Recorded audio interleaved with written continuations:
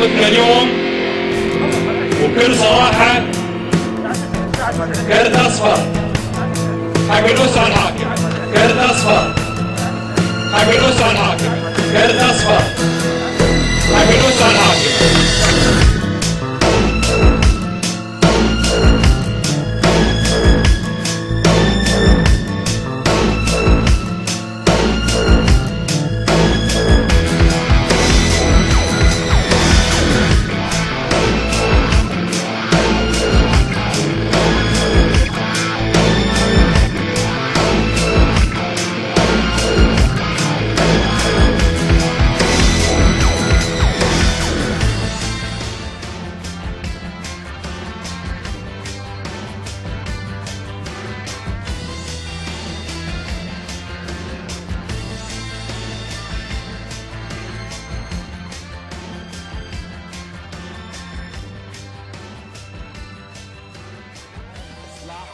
والتعمير وضد الخراب والتدمير. هناك من يقصد القبائل أصل لها كل احترام وتقدير، القبائل لها مكانتها.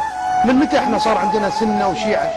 طول عمرنا اهل الكويت عمرنا ما عرفنا سنة وشيعة، طول عمرنا نقعد يا بعض وناكل يا بعض ولا نعرفهم ولا نسأل شنو انت.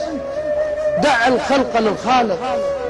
تبي تحاسب الناس قبل رب العالمين؟ هذا مو من حقك.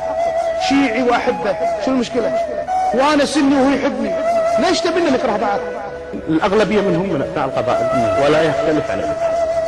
وأنا أتيت إلى وزارة الصحة ستجد منهم كفاءات وفي كل مكان وفي كل ميدان.